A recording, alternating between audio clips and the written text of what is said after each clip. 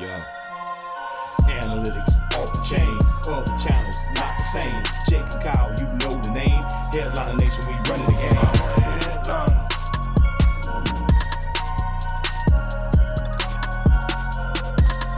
I'm a headliner.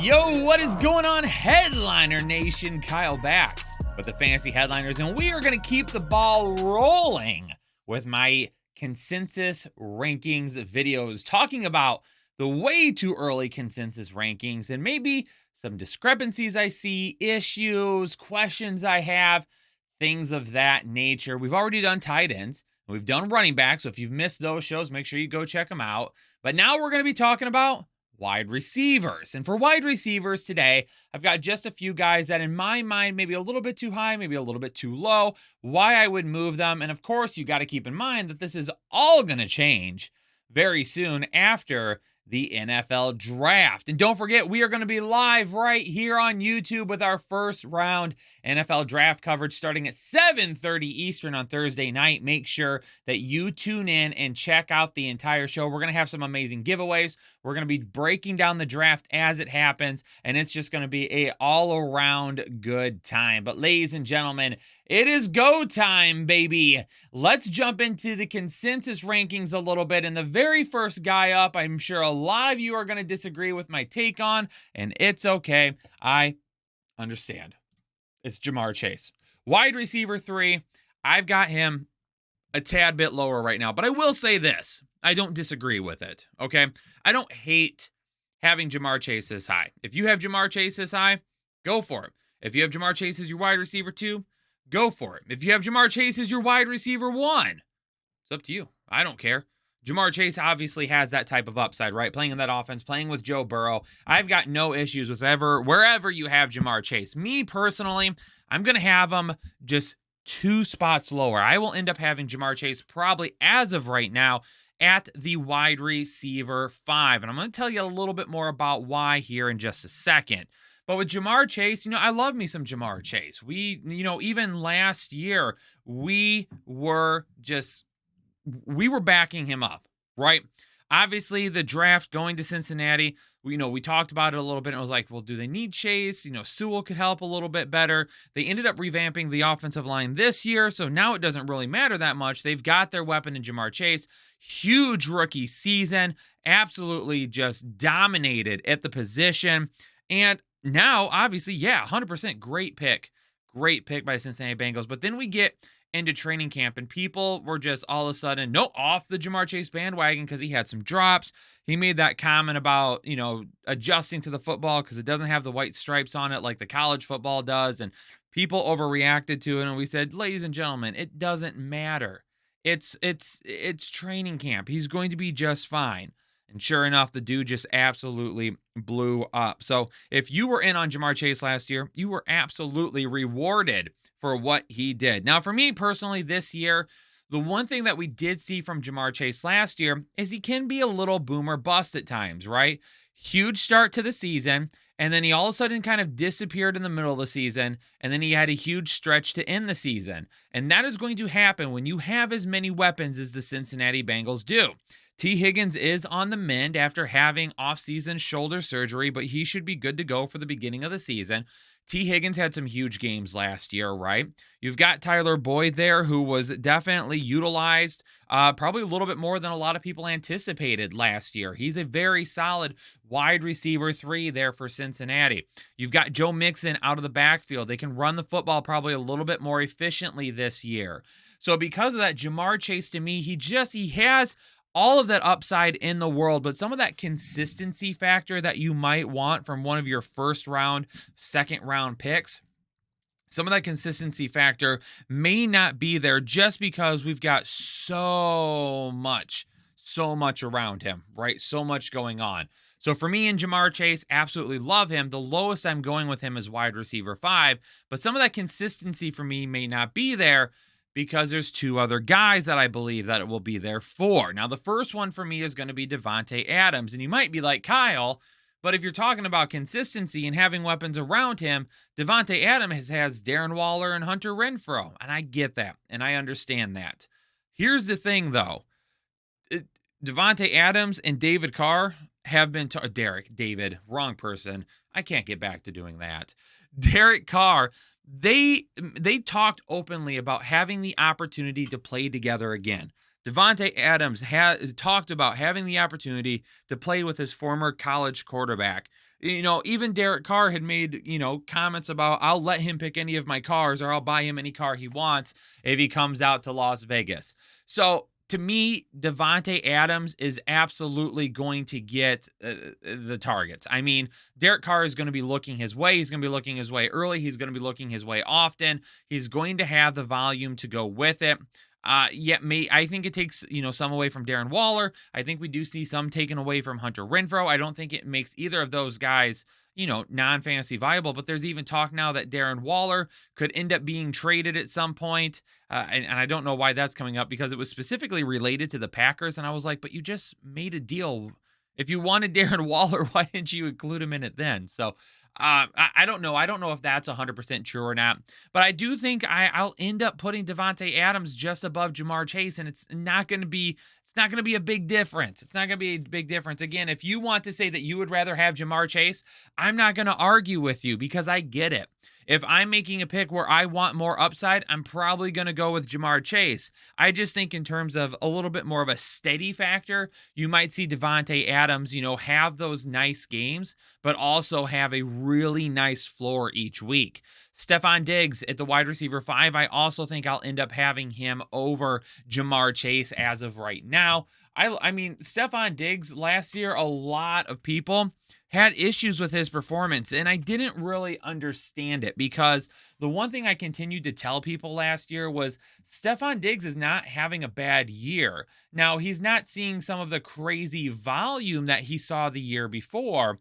However, his receptions is what really kind of took a hit. I mean, he had a 76.5 reception percentage in 2020, the highest of his career. But then this past year, he came down to 62.8, which was actually his lowest, or second lowest of his career, lowest since his rookie season. He still had the same amount of targets, almost 166 in 2020, 164 in 2021. Then it was those receptions that dropped. And because those receptions dropped, his yards went down by a little bit, but his yards per game, took a little bit of a hit there. And that's kind of where those things happen. The receptions went down, the yards per game went down. The touchdowns did go up by 2, though, which is great. But that's part of the reason why, when we take a look at it, he still had 103 receptions with 10 touchdowns and 1,225 yards. And he's one of the more consistent guys in the league. He is the guy for Josh Allen in one of the best offenses in all of football. He is the guy. I mean, is it crazy to think that he can't get back to 1,500 yards? I don't think so, especially if his catch percentage comes back up from that low 60s up into that high 60s that we've seen. I mean, we're talking about adding, a couple dozen catches back to his, or a dozen catches back to his stats there. And with that is going to come probably another 100, 150, 200 yards potentially. And then at that point, you're looking, okay, we're back to having the guy that was the huge playmaker back in 2020. So because of that, because we've seen, again, the offense is comparable, right? I mean, when you talk about Buffalo and Cincinnati, you can say that they have comparable offenses. Stefon Diggs probably has a little less competition for targets right now in terms of those big play targets. So, that's going to help him out quite a bit too. And just, again, the consistency factor. When we're talking about consistency, just for me, Adams and Diggs have a nice upside. Maybe not the type of ceiling JaMarr Chase has, but they have a little bit of a higher floor for me too, which is why I'm going to have them just a smidgen above JaMarr Chase. Well, what about CeeDee Lamb down in Dallas? Now, with Amari Cooper being gone, you might be like, Kyle, wouldn't you want to have CeeDee Lamb a bit higher? Well, I get it. I understand it. And yes, with Amari Cooper being gone, that's great. But I don't think it necessarily just says, okay, CeeDee Lamb is going to see more than the 120 targets that we saw last year. I mean, are we going to all of a sudden see him go to 150, 160 some odd targets? Probably not. I would be willing to bet that's a no. Now, part of this is going to be Michael Gallup. When does Michael Gallup get back? When is he healthy? That is going to be one of the big questions there. But, in 16 games the last 2 years, he's gone from 111 targets to 120. He went from 74 receptions to 79, 935 yards to 1,102 yards. 5 touchdowns to 6 touchdowns. So he has taken a little bit of a step each time, but I don't think we all of a sudden go from seeing CeeDee Lamb as a 120, 79, 1102 type of player to all of a sudden seeing him go, well, we're talking about 150 targets, 100 to 110 receptions, 1,500 receiving yards, double-digit touchdowns. I just don't know if that's going to happen, because you take a look at it with CeeDee Lamb, and you have a guy here that's still going to have to compete with Dalton Schultz, right? Michael Gallup is going to be coming back, and really Schultz is the guy for Dak Prescott. CeeDee Lamb is not. Now, Dalton Schultz isn't going to have the big plays like CeeDee Lamb will have, but he's Dak Prescott's boy. You take a look at Dak Prescott and where he goes to, he's constantly looking towards Dalton Schultz. That's his guy. That's his guy right there. So when you look at that, say, okay, Dalton Schultz is like the 1A, 1B. CeeDee Lamb kind of slots in as the 1A, 1B as well. But then you still have Tony Pollard, who got more and more run last year in the passing game and on the ground. You're still going to have Ezekiel Elliott there. You're going to have Michael Gallup back at some point. You just see these guys come in, and then to me, it feels like we're getting a little hyped on CeeDee Lamb just because Amari Cooper is gone. But then when we look at it, it's like, yeah, Amari Cooper is gone, but I don't think all of those targets and all of that share that Amari Cooper has just automatically goes to someone else. And don't forget James Washington also signed, which, isn't a big deal by any means, but it's still enough for me to say, I don't know if I'm willing to put CeeDee Lamb over a couple of guys like Mike Evans and DeAndre Hopkins. Now, DeAndre Hopkins dealt with that injury bug last year. Obviously, that was an issue. But we know Kyler Murray loves DeAndre Hopkins, right? I mean, their first season together, Murray was just boop, boop, boop, boop, boop, just giving DeAndre Hopkins the run, and they've lost some wide receiver weapons. So now DeAndre Hopkins does have an opportunity for all that share that he's had in the past to really come back to him. Now, if Arizona obviously were to draft a wide receiver, we could talk about it a little bit more then. But DeAndre Hopkins has kind of a clear path to really not just being the wide receiver one, but being the alpha on that teams in terms of getting the targets over and over and over, and just having the type of volume that you want from a top wide receiver. And the consensus rankings have him down at wide receiver 12. Like, Kyler Murray is going to be the quarterback in Arizona. So if you're ranking him that low based on that, I'm going to have to tell you to stop that. Okay, let's knock off those shenanigans. For Mike Evans, he's at wide receiver 11, and he might not even have Chris Godwin on the team to begin the season. That's big for Mike Evans, and we've seen Mike Evans again be the alpha. I mean, Mike Evans is a guy that has been the alpha in this offense before with quarterbacks that were not close to being as good as Tom Brady, and Tom Brady's age doesn't give an F, okay? Listen, Father Time, he doesn't even believe that Tom Brady exists. He's never visited him in his life. So that doesn't even matter at this point. But we're talking about a guy in Mike Evans who has back-to-back seasons with 13 and 14 touchdowns. We're talking about a guy that has 1,000 receiving yards in every single year of his career. I mean, Mike Evans has always been a consistently good wide receiver, and he's only 29 still. So the guy's not even 30 yet. And he's basically going to be by himself for a while until Chris Godwin has an opportunity to come back and get into the flow of things. Now, Leonard Fournette, I mean, he should still see a decent amount of work in the passing game, which is fine. You did bring in Russell Gage. You got Rashad Perryman still and Tyler Johnson, but none of them are what Mike Evans is. And even if Rob Gronkowski comes back, that doesn't really hurt Mike Evans, because Mike Evans is such a big-time playmaker that he's going to make those plays on a consistent basis. He's going to go down the field, and it's going to help having a guy like Gronk, because you have Gronk over the middle of the field.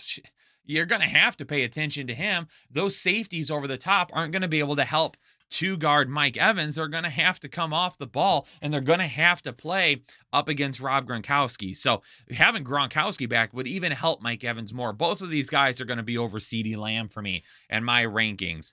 Now, moving forward to the last couple of guys, Deontay Johnson and Amari Cooper. Deontay Johnson has had a huge target share the last couple of years, and because of that, it's really helped his stats out and helped him become a guy that fantasy owners love to grab on a yearly basis now at this point. However, I'm not as excited about Deontay Johnson this year with Mitchell Trubisky as the quarterback. Now, we do have back-to-back years for Mr. Deontay Johnson with more than 140 targets each year. And last year, he actually even had a better year. In 2020, he had a better year. 169 targets, 107 receptions, 1,161 yards, and 8 touchdowns. In his drops, he took care of some of those drops, which was good to see. His catch percentage, though, did not go up very much. It only went from 61 to 63%.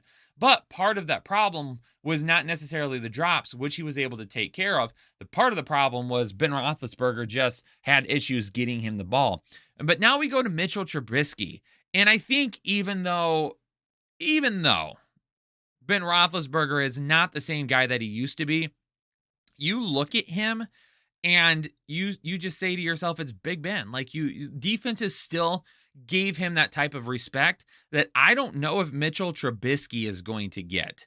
And with the offensive line, I know they've made a couple of moves, but it's not significantly better than it was last year. I think that's going to cause some trouble for Mitchell Trubisky. And when that does, obviously that's going to give less time for Deontay Johnson to get open. So for me, at wide receiver 15, I'm not necessarily saying that I would move him from wide receiver 15, but what I'm saying here is I would take Amari Cooper right now over Deontay Johnson. And one of the reasons that Amari Cooper continues to be so low is that I think it just all has to do with Deshaun Watson. Is the guy going to end up being suspended or not? As of right now, he isn't. So if I were to draft right now, I would still risk it for Amari Cooper. Because I'm thinking, and I don't want to get into any kind of a debate here. Whatever you think about Deshaun Watson is what you want to think. I'm not here to report on those. I'm here to report on fantasy football. So even if Deshaun Watson were to miss half the season, I would take a half a season of Amari Cooper with Deshaun Watson. Then I would take what could potentially be kind of a frustrating full year from Deontay Johnson. So Amari Cooper for me, because I don't think Deshaun Watson, if he does get suspended, is suspended for the entire year. I do think missing some time is definitely in there. And I'm thinking maybe 4 to 6 games, kind of, what we've seen in the past in terms of, players being suspended and things of that nature. I just don't know if it's the entire season, but I could see 4 to 6 games, and I will take the rest of the season with Amari Cooper. Then I would take the full season with Deontay Johnson. For me, it's just about drafting guys because you're still going to get Amari Cooper, right? You're still going to get him, and he's played with some quarterbacks in his time that were good, not great at times, but good. And then now you're looking at a fact, who's he going to be playing? Is it going to be Jacoby Brissett if there's a suspension?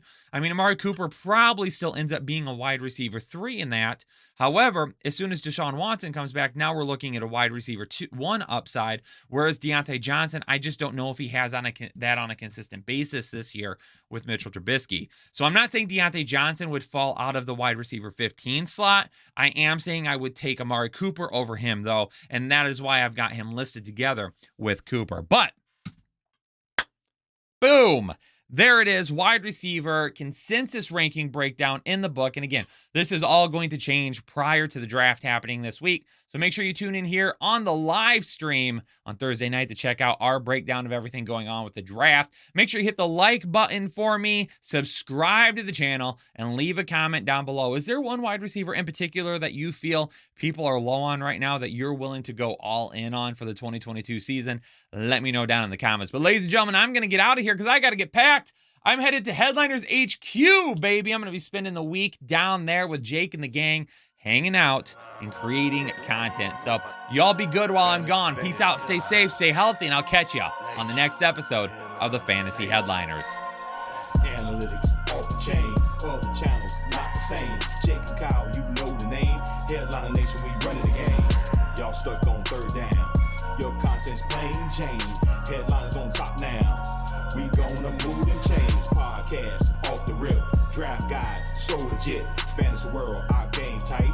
You know we about that Chubb life. Stuck in a rut and you need some motivation. Head to the channel for this headliner nation. I'm a headliner.